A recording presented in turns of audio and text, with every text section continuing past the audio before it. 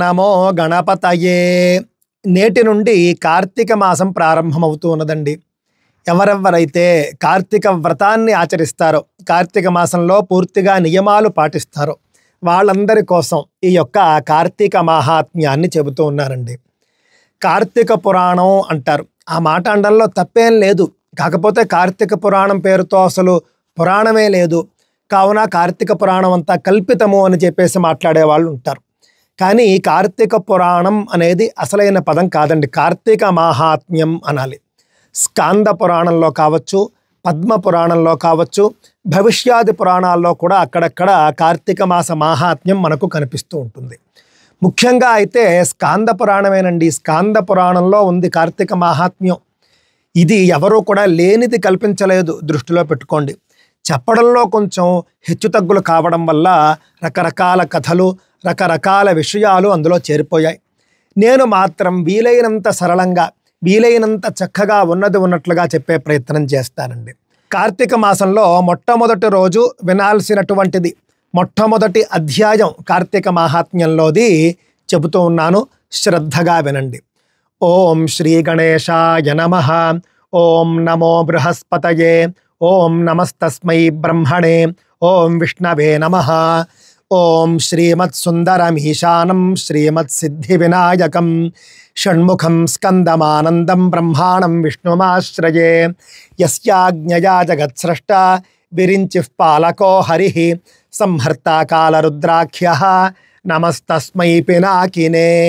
అథ ప్రథమోధ్యాయః. మొదటి అధ్యాయం అండి. జనక మహారాజు వశిష్ఠుని ద్వారా కార్తీక మాహాత్మ్యాన్ని వినుట. పూర్వం ఒకనాడు శౌనకాది మహామునులందరూ కూడా కూడియున్నవారై సూత మహర్షిని చూసి ఇలా అడిగారు.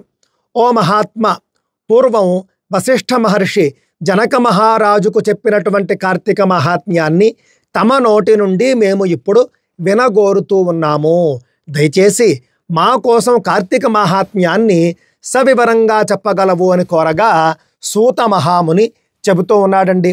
మునులారా, ఈ కార్తీక మాస మాహాత్మ్యాన్ని పూర్వం వశిష్ఠుడు జనక మహారాజుకు చెప్పాడు. బ్రహ్మదేవుడు నారద మహర్షికి చెప్పడం జరిగింది. ఈశ్వరుడు పార్వతీదేవికి, మహావిష్ణువు లక్ష్మీదేవికి ఉపదేశించారు ఈ యొక్క కార్తీక మాహాత్మ్యాన్ని. కార్తీక మాహాత్మ్యం వినడం వల్ల జన్మ జన్మల్లోనూ చేసినటువంటి పాపాలన్నీ పోతాయి. కావున మీరు సావధానులై వినండి అని సూత మహర్షి చెబుతూ ఉన్నాడండి. పూర్వం బ్రహ్మపుత్రుడైనటువంటి వశిష్ఠ మహర్షి సిద్ధాశ్రమానికి వెళుతూ కాస్త విశ్రాంతి తీసుకుని వెళదామని భావించిన వాడై జనక మహారాజు నగరమైనటువంటి మిథిలాపురికి వెళ్ళాడు. అప్పుడు ఆ జనక మహారాజు తన నగరానికి విచ్చేసినటువంటి వశిష్ఠ మునీంద్రుణ్ణి సాదరంగా స్వాగతించి ముందుగా కూర్చోవడానికి సముచిత ఆసనాన్నిచ్చి సాష్టాంగ దండ ప్రణామాలు చేసి ఆయనకు అర్ఘ్యపాద్యాదులిచ్చి అన్ని విధాలా కూడా ఆయనను పూజించి ఎంతో ఆనందంతోనూ భక్తిగాను ఆ మునీంద్రునితో ఇలా అంటూ ఉన్నాడండి. చూడండి, పూర్వకాలంలో మహారాజు అని అంటే సామాన్య వ్యక్తి కాదు. నేటి రోజుల్లో ఒక ముఖ్యమంత్రి లేదా ప్రధానమంత్రితో సమానమైనటువంటి శక్తి కలిగి ఉంటాడు. అలాంటి ఆయన రాజధానికి ఒక మహర్షి అంటే పెద్ద విద్యావేత్త, మహాశాస్త్రవేత్త అని చెప్పవచ్చు.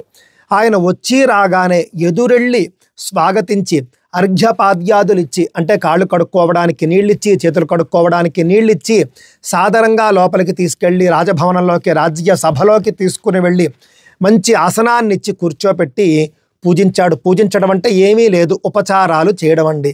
నేటి రోజుల్లో చేసేటటువంటి ఉపచారాలు చేసినా కూడా చాలు. కాళ్ళు కడిగి, చేతులు కడిగి, తాగడానికి మంచినీళ్ళు ఇచ్చి, ఇంకేమైనా తాగుతారు అని అంటే పాలు మొదలైనవి కూడా అందించి, తింటాను అంటే పళ్ళు మొదలైనవి కూడా అందించి, వాళ్లకు గాలి వస్తోందా లేదా అని చెప్పేసి గాలి ఏర్పాటు కూడా చక్కగా చేసి, నేటి రోజుల్లో అయితే ఫ్యాన్లు, ఏసీలు ఉన్నాయనుకోండి, ఆ విధంగా గాలి కూడా వాళ్లకు ఏర్పాటు చేసి సకల విధాలుగా కూడా వాళ్లకు ఉపచారాలు చేసేవారు. పూర్వకాలంలో అతిథులు వచ్చినా సరే అలాగే ఉండేది, మహర్షులు మహాత్ములు వచ్చినా కూడా అలాగే ఉండేది. నేటి రోజుల్లో కాస్త తగ్గింది. ఎవరైనా వచ్చారు అని అంటేనే మన ఇంటికి వచ్చేస్తున్నాడు అనుకుంటూ ఉన్నారు. దృష్టిలో పెట్టుకోండి, మహాత్ములు ఎప్పుడూ కూడా ఊరకే రారు. జనక మహారాజు ఆ మాటే అంటూ ఉన్నాడు. ఓ మహీసురోత్తమ అని సంబోధిస్తూ ఉన్నాడు. అన్ని ఉపచారాలు చేసి కూర్చోబెట్టిన తరువాత ఓ మహీసురోత్తమ, తమ రాక వల్ల నా జన్మ సఫలమయ్యింది. నా పూర్వీకులందరూ తరించారు. లోకంలో సజ్జనుల దర్శనం గృహస్థులకు సులభమైంది కాదు సుమా. ఎన్నో జన్మలలో చేసుకున్నటువంటి పుణ్యానికి ఫలం అది. అలాగే ఇప్పుడు తమరి రాక కూడా నాకు ఎంతో మేలు చేయడానికే కానీ వేరు కాదు. తమ రాకకు గల కారణం చెప్పి నన్ను కృతార్థుణ్ణి చేయండి అని కోరగా వశిష్ఠ మహర్షి చిరునవ్వుతో జనక మహారాజుతో ఇలా అంటూ ఉన్నాడు. నరేంద్ర, నీకు శుభం కలుగుతుంది, శుభం భూయాత్ అని ఆశీర్వదిస్తూ మాట్లాడుతూ ఉన్నాడు వశిష్ఠ మహర్షి. సిద్ధాశ్రమంలో ఒక మహాయజ్ఞం జరగబోతూ ఉన్నది. మేము అక్కడికే వెళుతున్నాం. నీవు యజ్ఞం నిమిత్తం ధన సహాయం చేయాలి అన్నాడు. నేరుగా విషయానికి వచ్చేసాడు ఆయన. ఏ కథలో చెప్పలేదు. నేను ఫలానా చోటికి వెళుతున్నాను, అక్కడ ఫలానా కార్యక్రమం జరగబోతూ ఉన్నది, ఆ యొక్క కార్యక్రమానికి నువ్వు డబ్బు ఇవ్వాలి, అంతే. అప్పుడు జనక మహారాజు వశిష్ఠుణ్ణి చూసి, ధనం అనేది దానంతోనే సంరక్షించబడుతుంది, దానం చేయని ధనం నశిస్తుంది. కావున తమ ఆజ్ఞ మేరకు యజ్ఞం కోసం నేను సమృద్ధిగా ధనాన్ని ఇస్తాను. ఇదే సమయంలో తమరు సకల పాపాలు పోగొట్టే ఒక చరిత్ర ఏదైనా చెప్పండి. తమకు తెలియని ధర్మాలు లేవు. సకల ధర్మాల్లోనూ కూడా దాగి ఉన్నటువంటి ధర్మ సూక్ష్మాలన్నీ తెలిసిన వారు తమరు. సకల ధర్మాలను ఉపదేశించగల సమర్థులు. కార్తీక మాసం అన్ని మాసాల్లోనూ శ్రేష్టమైనది అని పెద్దలు అంటారు. ఆ మాసం ఎందువల్ల శ్రేష్టమైన మాసంగా నిలిచింది? ధర్మజ్ఞులైనటువంటి మీరు నాకు ఈ కార్తీక మాస మహిమను దయచేసి వినిపించండి అని అడుగగా వశిష్ఠ మహర్షి చెబుతూ ఉన్నాడు. మహాత్ములు వచ్చినప్పుడు సమయాన్ని ఏ విధంగా సద్వినియోగం చేసుకోవాలి అనేది జనక మహారాజును చూసి మనం నేర్చుకోవాలండి. వాళ్ళకి మనం ఏదో కోరికలు చెప్పేసి ఆ కోరికలు తీర్చండి అనడం కానీ, లేకపోతే పరిహారాలు చెప్పండి అనడం కానీ ఇదేమీ చెప్పలేదు. ఏదైనా ఒక మంచి కథ చెప్పండి అని చెప్పేసి ఆయన కోరాడు. వశిష్ఠ మహర్షి అంటే మహాత్ముణ్ణి ఉత్తినే పంపించేయడం ఏమిటి? 4 మంచి మాటలు విని తెలుసుకుందాము, తరిద్దాము అని భావించాడు ఆయన. ఆ దృష్టితో అడగగా వశిష్ఠ మహర్షి చెబుతూ ఉన్నాడండి. ఓ రాజేంద్ర, వినుము. విన్నవారి యొక్క అన్ని పాపాలను పోగొట్టి పుణ్యాలను ప్రసాదించేటటువంటి కార్తీక మాస మహాత్మ్యాన్ని చెబుతాను. సూర్యుడు తులారాశిలో ఉన్నప్పుడు ఏ మానవుడు పరిశుద్ధమైనటువంటి మనస్సుతో స్నాన దానాలు, పితృశ్రాద్ధాలు, దేవతా పూజలు ఇవన్నీ చేస్తాడో వాటి వల్ల వచ్చేటటువంటి ఫలం అక్షయమవుతుంది. తులా సంక్రమణం నాడు కానీ, కార్తీక శుద్ధ పాడ్యమి నాడు కానీ ఈ వ్రతాన్ని ప్రారంభించాలి. చాలామందికి తెలియదండి. కార్తీక శుద్ధ పాడ్యమి మాత్రమే ప్రారంభిస్తారు, కానీ తులా సంక్రమణం నాడు కూడా ప్రారంభించవచ్చు. మొన్న 18వ తేదీ అనుకుంటాను, దశమి నాడు తులా సంక్రమణం జరిగిందండి. నేను తులా సంక్రమణం జరిగిన తరువాతి రోజు ఉదయాన్నే నేను కార్తీక స్నానం చేయడం జరిగింది. తులామాసము అని కూడా అంటారు. కార్తీక మాసం వ్రతం చేయవచ్చు, లేకపోతే తులామాసం వ్రతం కూడా చేయవచ్చు, రెండూ ఒకటే. కావున ఆశ్వయుజ బహుళ దశమి నుండే మనకు ఈ యొక్క తులామాసం ప్రారంభమవుతుంది, దృష్టిలో పెట్టుకోండి. అప్పుడు ఏం చేయాలి? మొట్టమొదటి రోజు కార్తీక స్నానానికి ముందు ఈ శ్లోకాన్ని చెప్పుకోవాలి. సంక్రమం వా సమారభ్య మాసమేకం నిరంతరం మాసస్య ప్రతిపద్యాం వా ప్రారభేత్ కార్తీక వ్రతం నిర్విఘ్నం కురు మే దేవ దామోదర నమోస్తుతే.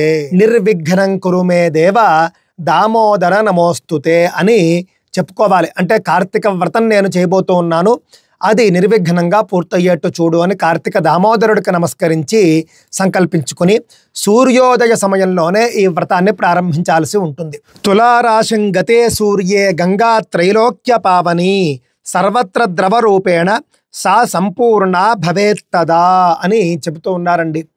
సూర్యుడు తులారాశిలో ఉన్నప్పుడు త్రైలోక్య పావని అయినటువంటి గంగాదేవి అన్ని జలాశయాల్లోనూ నెలవై ఉంటుంది. అలాంటి తులామాసంలో గోవు పాదమంత జలం ఉన్న చోట కూడా మహావిష్ణువు నెలవై ఉంటాడు.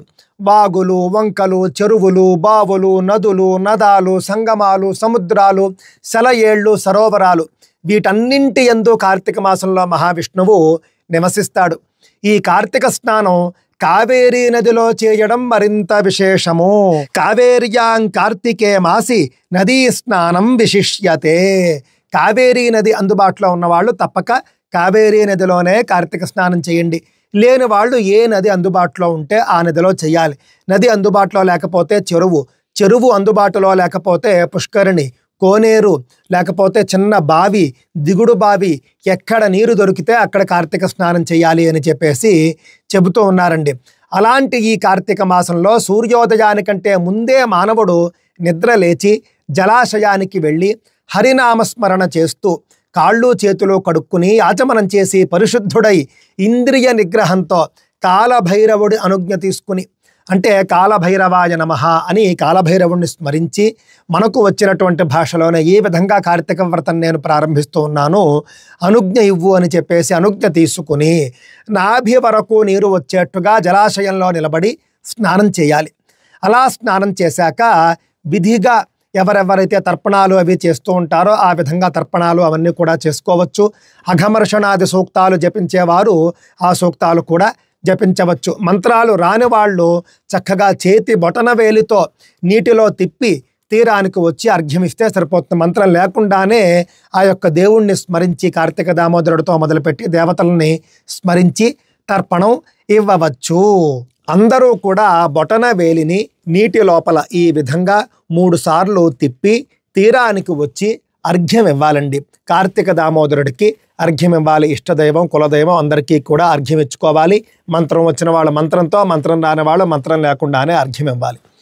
ఆ తరువాత తడి బట్టలను వదిలి పొడి బట్టలతో తల తుడుచుకోవాలి. పిండినటువంటి తడి బట్టతో ఒళ్ళంతా తుడుచుకున్నా కూడా, అంటే కొంతమందికి కట్టుకున్నటువంటి బట్టలే, ఏ బట్టలైతే కట్టుకుని స్నానం చేస్తారో ఆ బట్టలనే శుభ్రంగా పిండుకుని దులిపి తుడుచుకోవడం అలవాటు. అలా ఒళ్ళంతా తుడుచుకున్నా కూడా తల మాత్రం అలా తుడుచుకోకూడదు. తల ఎప్పుడూ పొడి బట్టతోనే తుడుచుకోవాలి అనే విషయాన్ని మనం దృష్టిలో పెట్టుకోవాలి. తరువాత పొడి బట్టలు కట్టుకుని హరినామస్మరణ చేస్తూ మీ సాంప్రదాయాలని బట్టి బొట్టు పెట్టుకోవాలి. బొట్టు పెట్టుకున్న తర్వాత నిత్యకర్మలు ఆచరించాలి. సంధ్యావందనాదులు చేసేవాళ్ళు సంధ్యావందనాదులు, నిత్య పూజలు, ఇళ్లల్లో తులసి పూజ మొదలైన పూజలు చేసుకునేవాళ్ళు ఆ పూజలు చేసుకోవాలి.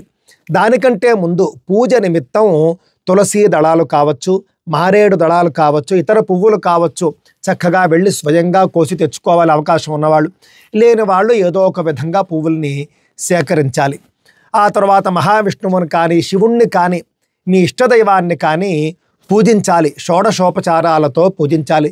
ఆ తర్వాత పురాణ పఠనం కానీ పురాణ శ్రవణం కానీ చేయాలి. పఠనం అంటే చదవడం, శ్రవణం అంటే వినడం. ఆ విధంగా చేసిన తర్వాత మధ్యాహ్న భోజన సమయానికి ఇంటికి ఎవరైనా అతిథి వచ్చారనుకోండి, తప్పక భోజనం పెట్టాలి. ఇది కూడా కార్తీక వ్రతంలో భాగం. అతిథికి భోజనం పెట్టిన తర్వాత బంధుమిత్రులతో కలిసి మనం కూడా భోజనం చేయాలి. ఆ తరువాత అవకాశాన్ని బట్టి పురాణ పఠనం కానీ శ్రవణం కానీ చేసుకోవాలి. ఉద్యోగాలు ఉన్నవాళ్ళు ఉద్యోగాలకి వెళ్ళి రావడం అదంతా కూడా మామూలే. వాటితో పాటుగా ఇవన్నీ చేసుకోవాలి అనే విషయాన్ని అర్థం చేసుకోవాలి.